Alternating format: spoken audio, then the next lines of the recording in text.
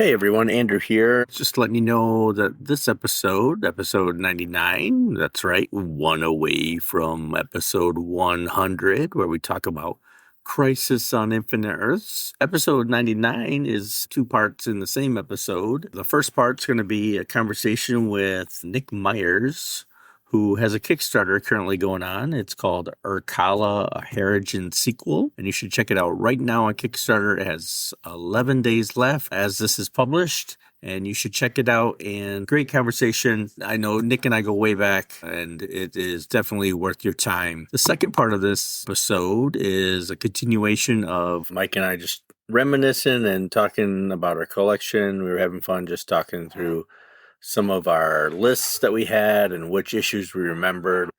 So I hope you like the show. You're listening to, and this is why I love comics. Andy and Mike. Andy and Mike.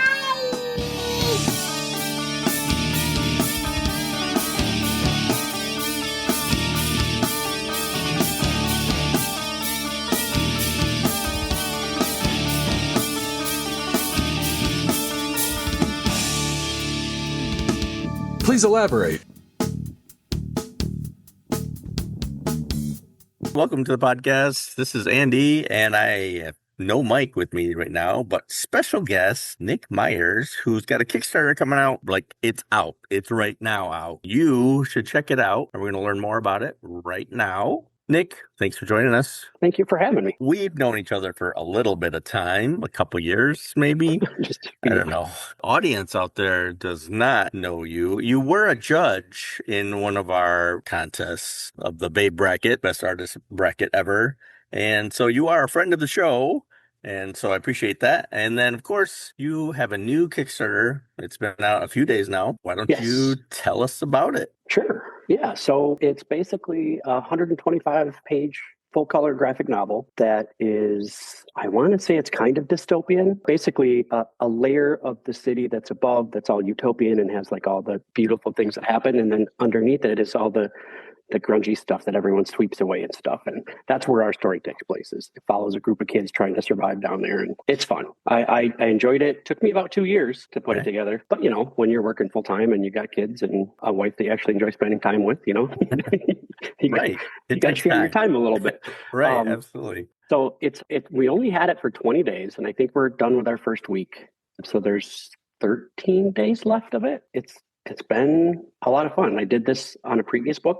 And it's this is not a natural thing for me, like marketing and selling myself. You know, I've seen your previous art and read. I have I have 4 of your comics right here. The only thing I don't have on hand is Oasis. I know it's somewhere in one of my boxes, and I do have a preview of the current one. How do you pronounce the name of this book here? I believe it's Irkalla. Okay, that's how I've been pronouncing it.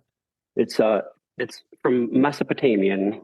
And it has to do with it's the underworld, one of the underworlds for Mesopotamian mythology. And I like pulling words from different cultures in that kind of mean things. Like with the previous book, I went with Harijan, you know, the Untouchables and stuff like that. And that's one of the cool things about your books is the title itself. It's unique. It stands out. It's not like any other book, especially title-wise, certainly art-wise, story-wise.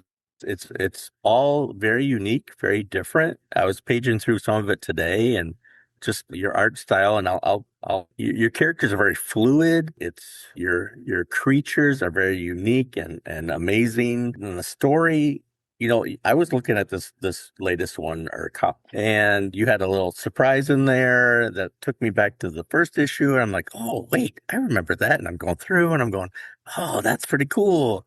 Not only have I seen your art grow, I've seen the story kind of connect, not in your brain, because I'm sure there's a huge amount of connections in there. And as a writer myself, you know, I know how that works, but I'm starting to see like, oh, okay, that's where he's going. That's cool. That's awesome. You know, I couldn't recommend this story enough. New readers, are they going to be able to get your previous issues? Are they going to be second printings or anything like that? Or well, yes, second prints of Harijan Seedlings and The Precarious Adventures of Newton von Brisby.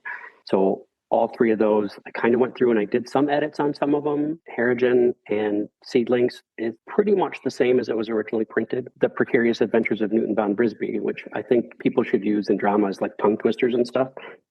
I don't know. I like the title. It's very long. Right. And that's the only one I have not seen. So, okay, well, maybe I'll have check to gift you one of those. But I ended up finishing the story in the reprint. So the original one was a webcomic that kind of ended because life took turns and stuff like that. And I finally had a chance to finish it. And I have little tidbits kind of all happening in Irkalla from pretty much most of those. The only one I'm not revisiting is Oasis, mainly because it's weird to say it this way, but the art isn't up to my standard anymore. I don't think it was, back when I was in like just out of high school and in college and stuff like that. So still learning my style and things like that. So your art style, like I said before, it's very unique. You don't see anything like it out there. The characters are each unique. Where do you think you get that artistic style from? And like, what's your art background? It's kind of weird. I kind of grew from back when I first got into comics. It was right at the height of like Todd McFarlane, Spider-Man, Eric Larson coming up, a lot of those guys. And so I was a huge Spider-Man fan.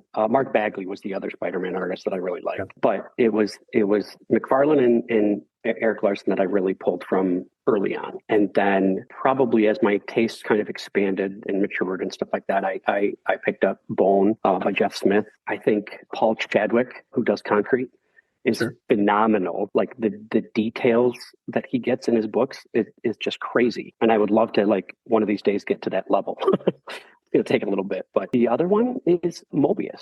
I've never really read any of his work, just see the images online and stuff, but his worlds that he has just kind of speak to me, I guess is the best way to say it. Probably my top tier would be Sam Keith with the Max, his work on that, and then some of the other stuff that he did. I love how he was able to like kind of have a comic-y style, but then it was completely his own work. I think if I remember correctly, some of his pages were like colored with crayon and stuff, so but it all worked. It all worked for the story. And a little side note, my friend that's helping me put this out there told me that my work reminded him of Disney meets Mike Mignola. Okay. All right. I like that's kind of an odd mashup, but I can kind of see that because it's everyone talks about how like cute my creatures are. Right. They are cute. That's for sure. I could see that. Everybody listed there, I could see a little influence of what you're doing. Sam Keith would be high up there on wow factor, like just different. And that does how I factor in your art too. It's very similar. That's similar as its detailed style, difference. Comic book wise, do you collect comics now? I don't. Okay. But I think if I were to start collecting again, I'd probably try to get back into Eric Larson's Savage Dragon. Just because of how much fun he has with the book. I like a lot of the indie stuff, like Concrete and Cerebus. I really enjoyed. I went out and got all the phone books for that series, which was an investment. Yeah, a little bit. It's kind of interesting. Like some of the current artwork, I'm not as much of a fan of because it's become more painterly, like more quote unquote realistic, and I like more of the illustrative type style where you can actually see the style of the artist coming through. I don't know. So if something catches my eye, maybe I'll pick it up, but most of the time it's usually like at shows or something like that I'll pick up independent things.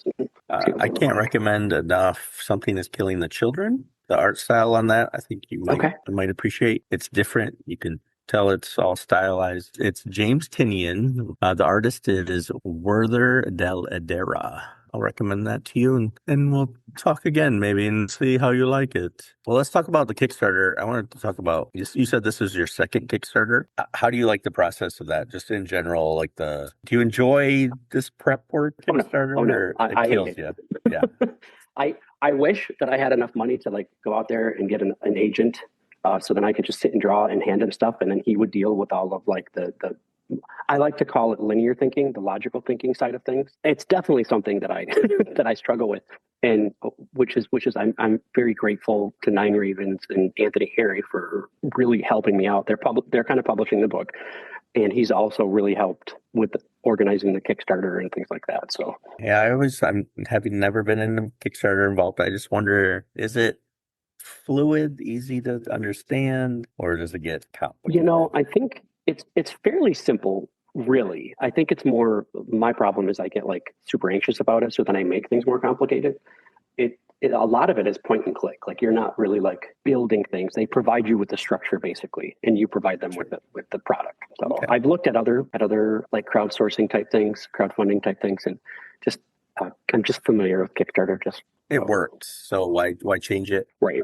Now I'm looking at, you have 13 days to go. You've already been pledged. Yep. So you're going for stretch Yep. goals. So that's congratulations. I mean, you've already reached your pledged goal. So hopefully people will see this, go check it out and like what they see, and then maybe you hit a stretch goal, a couple stretch goals. That'd be awesome. Do you have a conclusion, or are you just It's funny because like I have intentions. I really like they're good intentions, and a lot of times I just don't listen to them.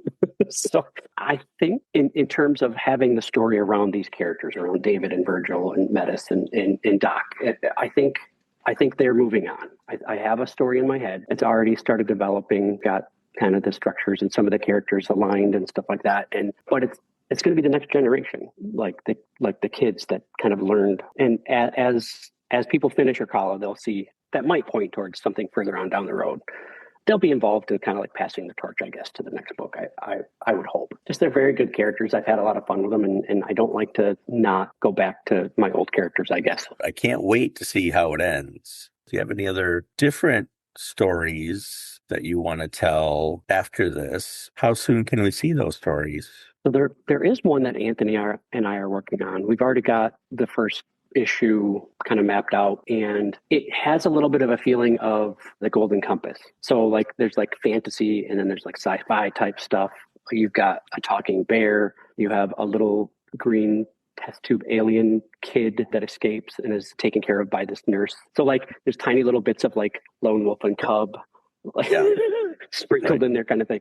I don't know. Right. It's fun. It's one of those things where right now it's still in the talking phase. Like we don't even have any like storyboards or anything planned out. But there's also another project I'm working on, and I've been posting them occasionally my Reddit page, and then also Instagram and Facebook. But I call it my catharsis series, and so like it's all the little like kind of self portraits. I have a story that I want to build into like a small comic strip for that. So it's going to be very, very intimate, I guess. Mm-hmm. It's a good way to put it. And it's one of those that I'm not sure if I'm going to do it for myself or for everyone. I'm hoping it's for everyone. I did post the link on TikTok. I'm going to do it again in their show notes. You should check it out. It's Irkalla, and it's a Harijan-Sequel if you're doing a search on Kickstarter. But easier just to go on the show notes and hit the link to check it out. You have 13 days left. So you have been drawing quite a long time. Where did you learn to draw? Well, I like to joke that when I was born, I had a crayon in my hand. There is, ever since I can remember, I've been drawing. I actually, in third grade, I won a contest at Calvin and got a book published. I say published. I think there's probably like 2 copies out there because this was before mass printing type stuff. Okay. It's just a few years ago.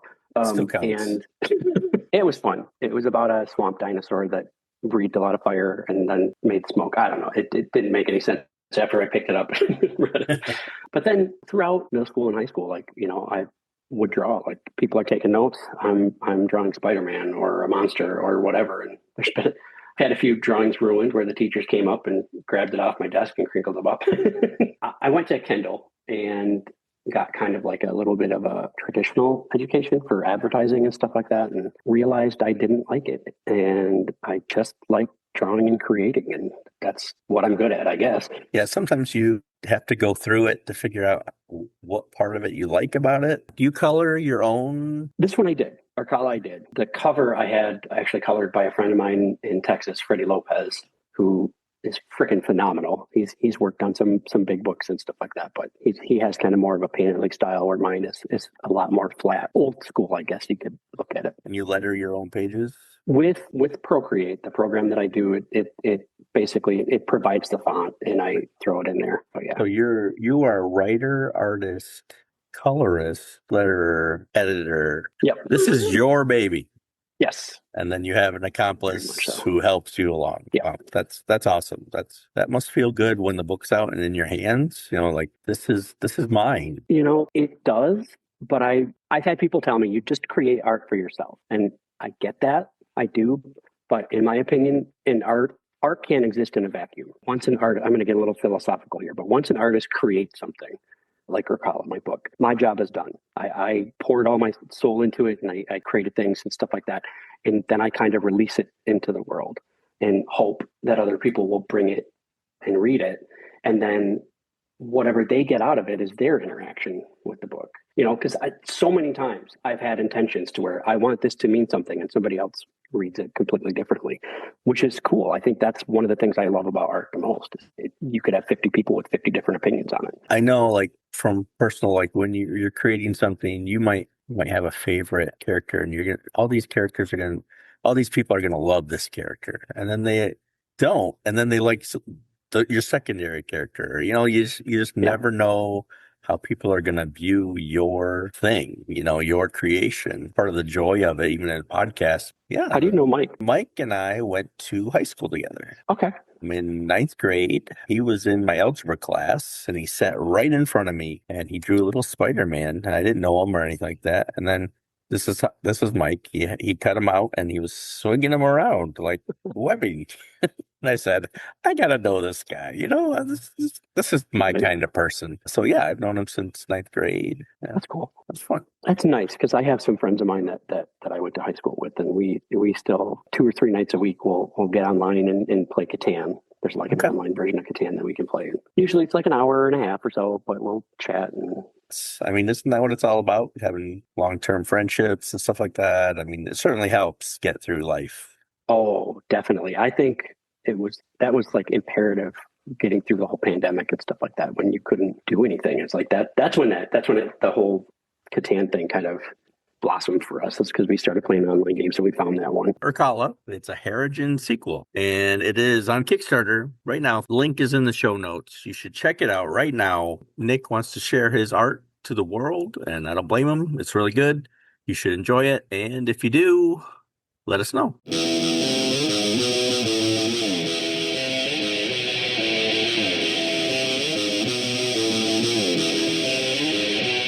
Hey, I was going to show you something. Father's Day gift.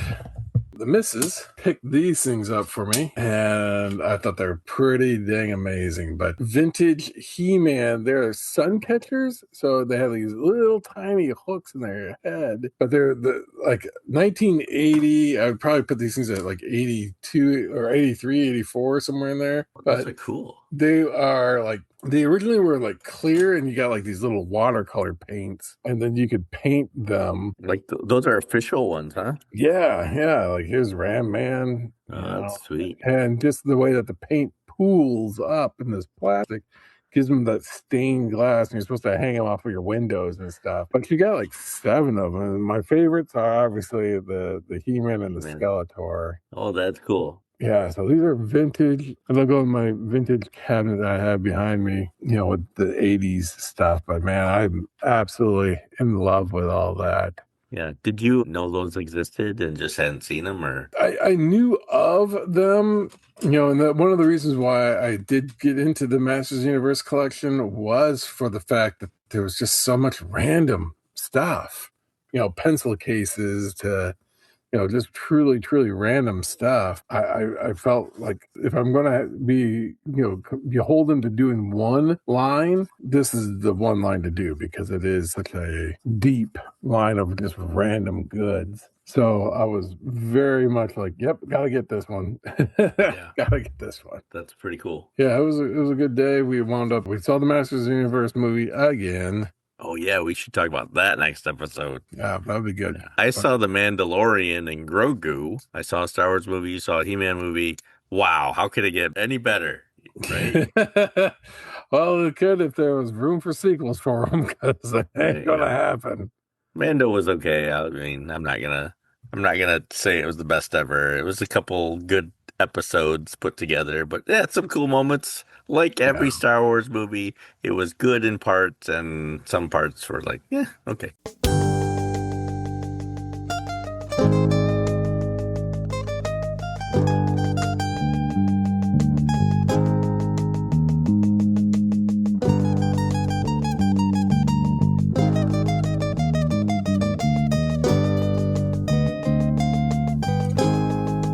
I don't have really, I mean, the highest is that 100 of Uncanny X-Men. That's it. That's such an if it's the run I'm thinking of, it's such an iconic run. I'm sure it was like let me guess, 180 to 240. I don't know. I don't think it's that early. Yeah, you're I mean, you said 100 issues. almost. Yeah. It really starts around, because I do have like some of the Paul Smith stuff. So, Oh, you do? Okay. but it's mostly Romita Jr. pieces here or there. I really started with the Silvestri stuff, so that was like 225, and then it just kind of goes up from there. So it's kind of like the Fall of the Mutants is where I really kind of picked it up. I got some stuff, incidental things here or there in between, but Silvestri's run that led to Jim Lee's run, which led to Will Portasio's run, which led to the Kubert run, which led to me getting to the point where, and then Romita Jr. comes back. Okay. And I'm like, I'm done. This is getting ridiculous. It's like, what new, there's another mutant that we've just introduced this issue, and he's the newest, biggest hero just like, enough.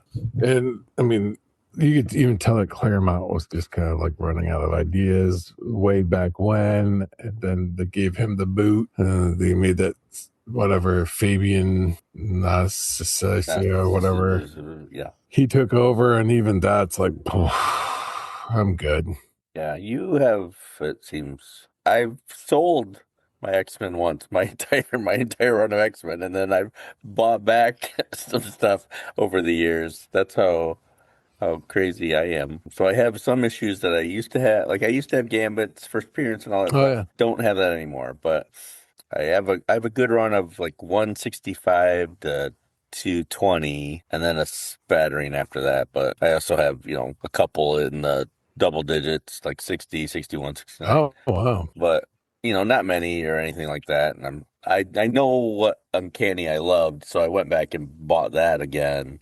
And then I just picked up some other stuff. But that was such a good title at that time. Yeah. You couldn't lose, like from one. I remember my first Uncanny was like 172, right before Rogue joined. And they went through the Siege Perilous and the 220s, or whatever, like with Longshot and Dazzler. And yeah, Silvestri came in. Like that to me is my enjoyable X-Men.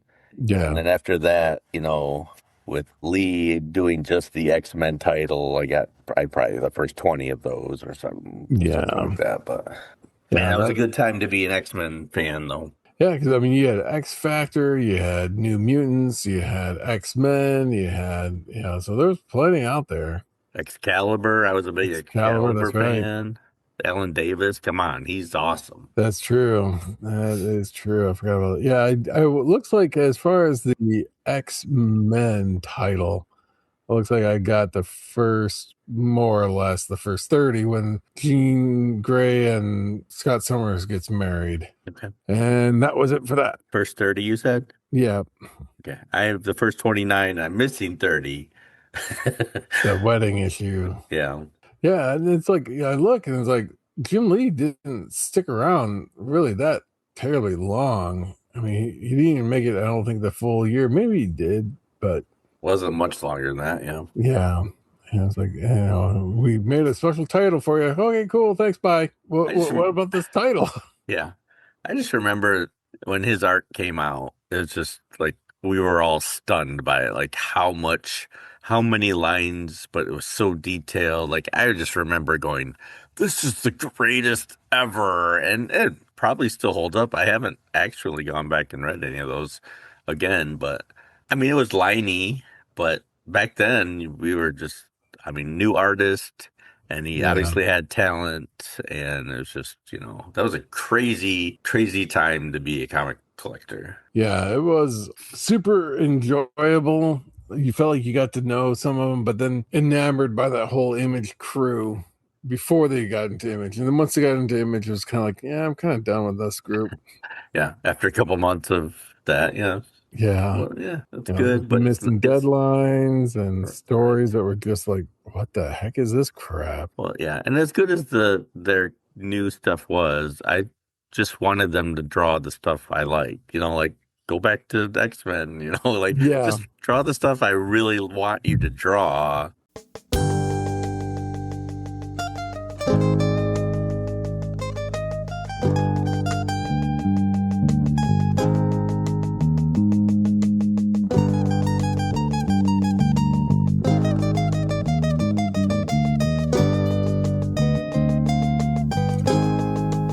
Luckily, I have an opportunity to go resell, and I have 3 short boxes in my booth, my antique store, so Really? I can get rid of things that I don't need anymore. For a lot of those free comic book day ones are in there. Somebody missed one for $1. Here you go. I don't, like you said, I don't collect it. I just picked it up. It was free at the time. It made sense, to pick some of them. I thought, well, one, it's free, and I'm like, well, why not? I'll give it I'll run the risk. I'll pick up this issue. But then you're like, oh, now what do I do with it? I've got it, no idea what to do, and me trying to thin my comic collection now. It's nothing personal to the comics. I enjoyed them and stuff like that, and we do a podcast on comic books.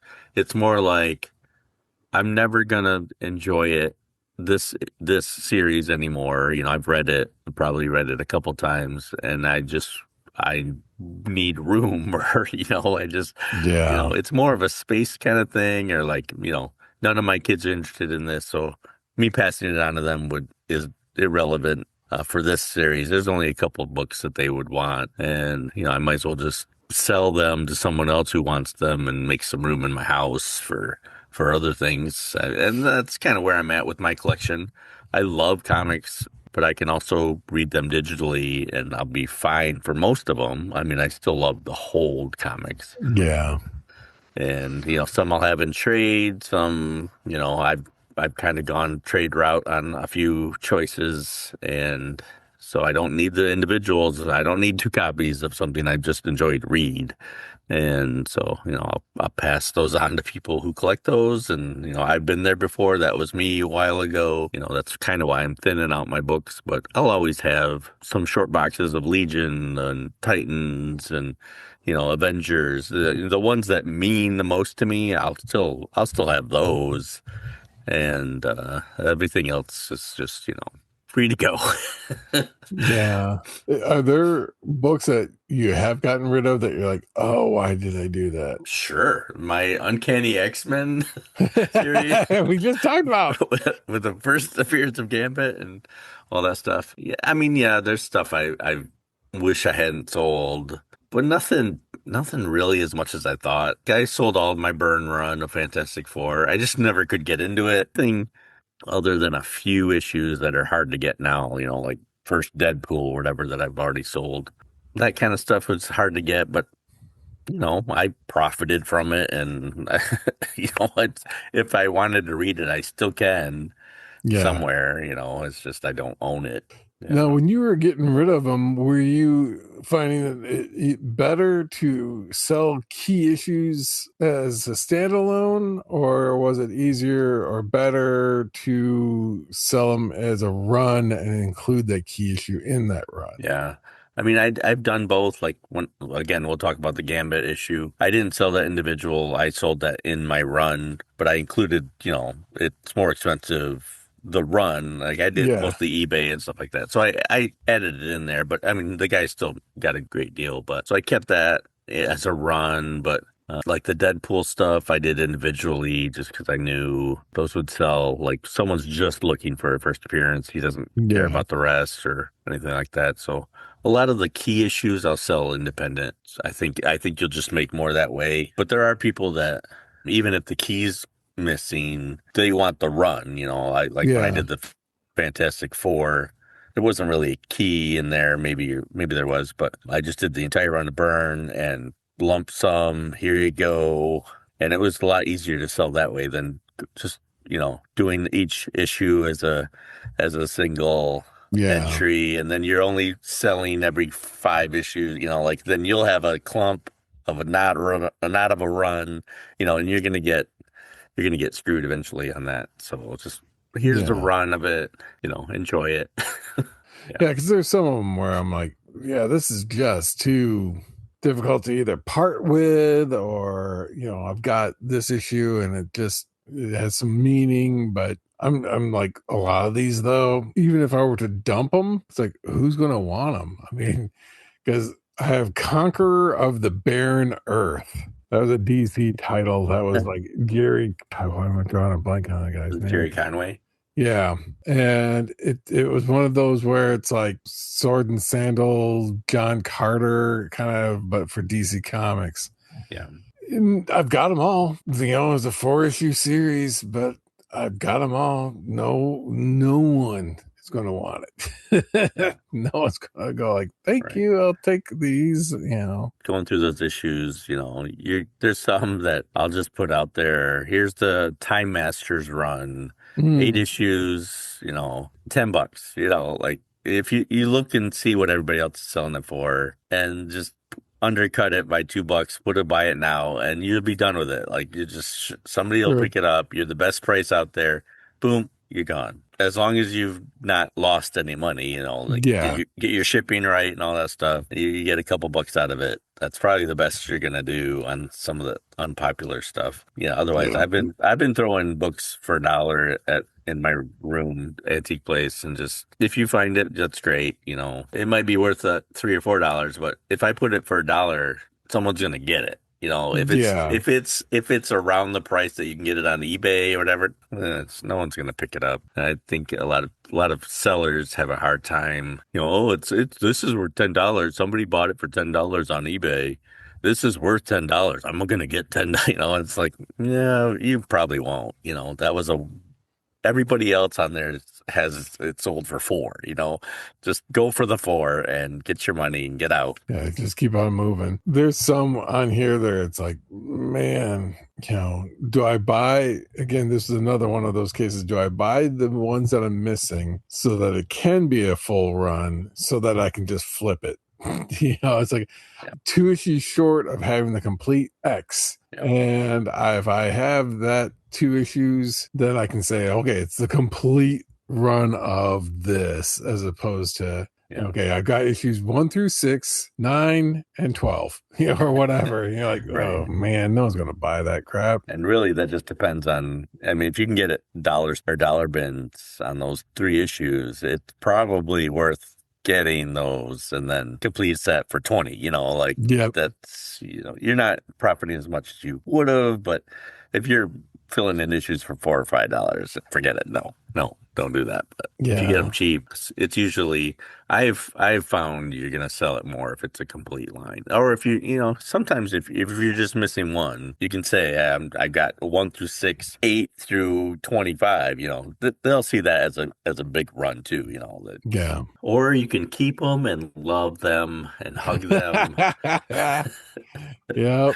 I sell a little just to move things around, but I still have a ton of comics, and there's still a bunch that I wouldn't ever get rid of. Or if it means a lot to me, I'll put it out there, but I'll put a higher price on it. Like, either this sells and I make some good money off of it, and then I'll feel good about getting rid of it, or it doesn't sell and then I still have it. Then I didn't lose anything. I really like the series. I'm not going to sell it for less than this, because it means at least $200, or whatever, it means that much to me. If somebody wants to spend $300 on it, it's yours. It only means I only needed $200 worth of it. Yeah, I was, because there's a few where it's like, I have like Frank Miller's 300 run. I'll never read it again. And it's like, I got them all. And I was like, well, I was like telling a friend, it's like, oh, you should probably sell those while the movie was coming out. It's like, oh yeah. But I didn't have access to my comics at the time. I was moving from one house to another house,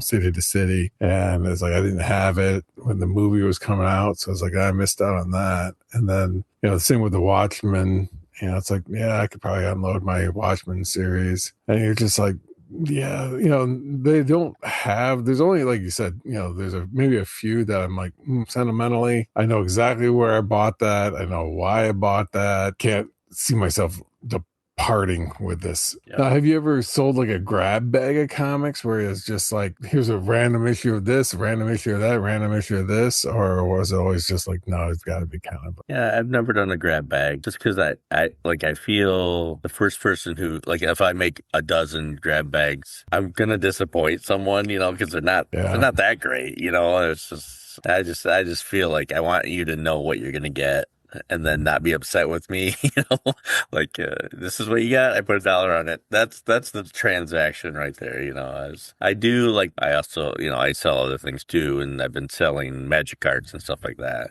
And I'll put like, here's 15 cards in a pack, here's, and I'll show you 2 of them because, it's a clear little bag, and I'll show you the best two in there. There's no surprises. These are the best 2 cards, and the rest are okay. I don't, but that's, here's $4, buy these. It's going to be worth at least $4, but I'll do that. For comics, I feel like I want you to know what you're going to get. And I understand the appeal of mystery grab bags. And if I had so much that I was selling at one time, I probably would do that, but I'm selling small little batches here and there. I don't know. I'd feel bad if, all I got was Wonder Woman, Yeah. Sorry. Not even a good one. Right. That's all I was looking at the time. And I said, I don't need these, Because there's some titles that I was like, oh man, this is hot. I know this is, and I bought them knowing that they were hot. Then whatever heat that was on it vaporized. And it's like, yeah, now what do I do with this? I didn't buy it because I was interested in it. I just was like, oh man, everybody's into this thing, so I gotta get it. And then there are some where I bought because we were going to go to a Comic-Con and that comic artist was going to be there. And I wanted to use it as a means to chat with this individual. So it's like, okay, I have nothing for Jim Valentino. Absolutely nothing. So I wound up buying a single issue of his, Guardians of the Galaxy run. Okay. And it's like 1 issue. And you got it. And I got it, but it's like, and I got it signed, but wasn't Shadowhawk. Yeah. Oh, that's right. I don't know if I even have. I hope I don't have any Shadowhawk. Oh, you don't know yet, do you? Yeah, I gotta look because that's under the independent stuff, but I don't think I put it in. That I've got anything even remotely. Yeah, no, I don't have anything listed yet. Doesn't mean I don't own it. Because like anything that was coming out for Image, I was getting that #1, that sweet #1. Yeah, I don't think I have it. I'm surprised I don't have any Shadowhawk because I know Giffen did some. I'm looking, and you said you had like 240 Action Comics. I have 24. I have 10% of Action Comics that you have. Yeah, I love those old Action Comics, and so I've been picking them up since I was a kid. And then when Byrne took over, I was there. Got all those too. Yeah, my earliest action is issue 312 from 1964. I don't really have a full run of anything until 450s and stuff like that. So I got a couple random ones throughout, but Gil Kane had done a few in the 540 range. Yeah, and I'm like going to be picking these up. Yeah, that's first Lex Luthor Green Armor suit. Was around there with Gil Kane, I think. That's going up in price because of the new movie coming out. True. Yeah, because that was all like the superpowers era. Because Brainiac was the robot, like mechanical looking robot, and it's just kind of fun to kind of look back and see, like, oh yeah, I had But then most of my Action Comics, where if I can say that I have a run, was the unfortunate coming of Doomsday. And then post Doomsday cover comics. And it's like, I think, didn't that, like, the Eradicator was the one that had the Action Comics. Yeah, I think you're right. Yeah. It was, how was it? Jackson Geis? Yeah. Something like that. Yeah. Yeah. Just like, oof. Yeah. I mean, but talk about a jump. I'm looking at the lineup. I have like, 691, 92, 93, and 837. Right. And you're like, what the heck was that? I think that was like that 1 year later was the 837 kicked in. But you remember, like, at that time, Superman had the triangle system going? Yep, sure did. And you had to buy all 4, and it showed you how to kind of read these in continuity order. That kind of worked, but at the same point, it just showed you that you're going through 4 years of Superman comics in 1 year. And it would have been just better to have kind of defined these a little bit more and said, like, this is Superman, and this is Superman family, and this is Superman partnering up with people, and this is, and just kind of let them have their own continuity. Yeah, here's I'm going through the series again about how many I had. Here's the surprise that I'm like, okay, yeah, DC, World's Finest, Adventure Superman, but apparently I have 80 issues of Marvel's Exiles. With where they're going through dimensions and stuff, and it's looking across. I have 80 issues of those. I don't think I've read a single one of those. Wow, no idea. I have more of those than Excalibur, and I love Excalibur. Wow. So I don't know where I must have picked that up in like a couple runs. Weirdly enough, I was buying comics for my brother. Like, hey, do you have these? Do you have these? Do you have these? And he would say, like, if you ever come across these, let me know because I'm interested. And it's like, okay, cool, I can do that. The unfortunate aspect is that, he may not have access to his phone when I'm finding this stuff. So I just have to make a judgment call and buy them. So some of these things, I have a goodly run of the first comics version of E-Man, the Joe Staton hero. Okay. I have 12 of those issues. Do I need/want 12 of those issues? Nope. No. And the weird thing is, like, I say I want to thin my collection out, and I do, I'll sell 100 issues on eBay for some run or whatever. And then the next weekend I'll go to Lang's and I'll buy like 60 issues of other things, Yeah. So I'm still actively just enjoying finding stuff. It's once I have them and I've read what I wanted to read, it's like, I'm ready I'll pass them on to someone else. So, I still, the podcast, This Is Why I Love Comics. Mm-hmm. I still love comics, and for me, when I find stuff, it's like, oh, I couldn't afford this when it came out, like I had to choose between this and a Titans. This is going back in the box, or, and so when I get to a comic and go, oh, I wanted to read this, or I remember the cover, or Mike had this one, or Dave had this one, and I remember paging through it, before I passed it on to you guys when our subscription box, but I always wanted to read this, and that's so I still love finding those and having the memory of it, or I heard this was good. Never read, an Elemental book in my life, and then, pick them up or whatever. And so, it's still about collecting them. But for me, it's not necessarily keeping them. Does that make sense?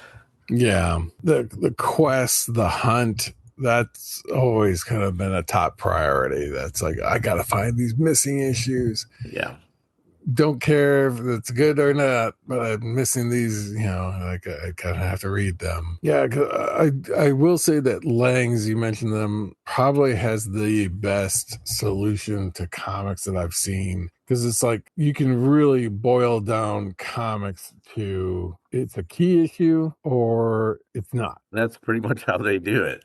And yeah, so you're kind of looking at it going, I'm going to either be able to get it for a jacked up price or it's in the dollar bin. And they have $2 bins too, so I'm not sure how they judge that, but maybe newer stuff is in the $2. I don't know, but yeah, like they, but then you're like, how does that work? Because the $2 bin is organized. The dollar bins are just a free for all. And I remember, nothing, it fills you with panic, like two things happening.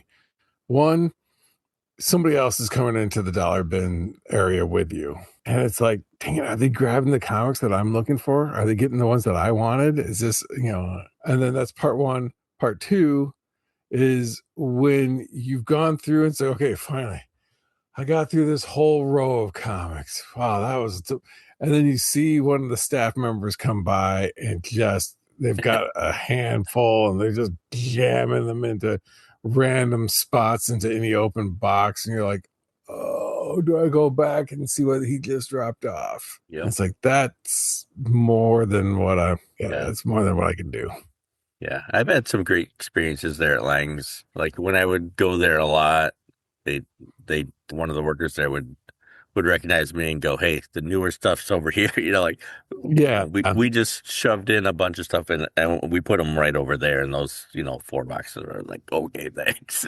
I've already looked through 90% of those, so that's pretty cool when that happens. But I go there infrequently now, so it's kind of a mystery no matter what. The new location. It is funny because it's like my brother and I will go. I don't know what my son's into anymore. So I'm like, hey, what about this? Nah. What about this? Nah. And then I'm like in passing, it's like, have you seen this one? And he's like, oh, pull that. And you're like, oh gosh. You know how many of those I missed already? And then he's getting upset because I missed something that he wanted, and then my brother and I are like, "What are you looking for?" Okay, and then I'm really looking for these things, and I'm like, "Okay, cool." If you come across any of these, and now that I'm missing only select issues of the new universe, it was just like anything that had the new universe, pull it. Anything the John Byrne Fantastic Four, pull it. That was kind of what we were doing for a while, and it was just too, like it was super easy. But now that I've got the bulk of both of those, it's like, I don't need them. And you're almost feeling bad because like, hey, I found a whole stack of the, and it's like, did this, I got this. Yeah. Got them. And, it's just like, so diminishing returns in some ways because you now own them. But in other ways, it's still pretty cool to, just be able to, and that way, at least we have 3 people that are kind of, tackling it. And it's just like, hey, are you missing any of these? Are you missing any of these? And, then we can kind of help each other out who might have something that's going to help the other person. I think that's probably a good conversation there, don't you think? Oh, yeah. Just a little bit of a chat about the comic collection. Just like I said, I thought I had a pretty good collection. I got about $6,000 in the way of comics. Probably not worth $6,000. No, unfortunately. You kind of completely outdid my numbers. Well, not on purpose. Yeah, I think I'm at 27. It was my last count on short boxes. 27 short boxes. Okay. And I still, unfortunately, because of so many Lang trips in a very short period of time, I have some strays like that just really eat at my heart. Just some books I know go in to fill the gaps on over here, but they haven't made it there yet. You know, like they're still right here. And I was like, you're killing me there. All those ones that I just bought, I'm looking right at them right now. I got this huge stack. It's probably about a foot tall of comics, if not taller. And I'm like going, I now need to put those in with the rest of them that I've tried to organize. Yeah. Our webpage is, and this is why I love comics, podcast.buzzsprout.com. You can email us, and this is why I love comics at gmail.com. We're on the Facebook. And this is why I love comics podcast. We're on the TikTok, why I love comics podcast. And even on the TikTok very recently, after my last Lang's trips, I showed everybody what I got on the TikTok. I went through my whole pile. Let me know what you think about that. I do that every time I go to Lang's. I'll show you what I got. You can support the show, become a Patreon member. And this is why I love comics. We're on Patreon. Thanks to our supporters and friends of the show. Thanks to producer Katie, co-host Matt 2.0 and 10.0, Kevin, Jamie, Keegan, Roberto, Ben Ferrari. Don't forget his Pilot Studios and his next Kickstarter, which is more Kanan the Marauder. And also check out his Carriers. Thanks to Thunder Chicken for all the music that we put on the show. Kevin's new band is Semi-Casual Bedtime. Check them out too on Spotify. And thanks everybody for listening to the show. Our numbers are continuing to go up, and we really appreciate you sticking around, especially in the 90s here, not the 1990s, but the number 90s. As we get closer to the road to 100, and that is so close, Mike, so close to 100. And then we're going to try to do a little format change, maybe a little faster episodes, And we'll see if we can kick out another 100 in less time than 5 years, which is our our anniversary. Our 5 years coming up. Happy anniversary, Mike. It's 5 years. Man, crazy.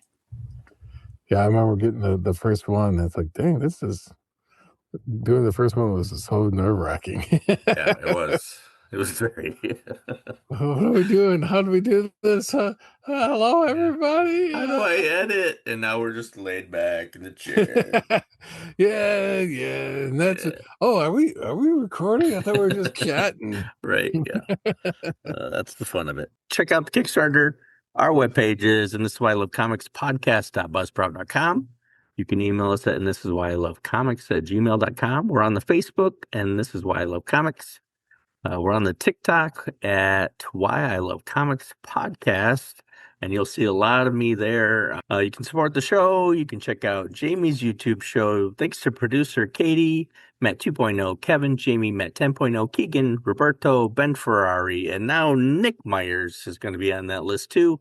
Thanks to Thunder Chicken for all the music. You can check them out on Spotify. Kevin's new band is called Semi Casual Bedtime. You should check them out too. And I want to thank Nick again for coming on the show. You made this 99th episode. We're one away from 100. That much better. So thanks, Nick, for coming on the show. Thank you. And we'll see you next time. Here's Thunder Chicken.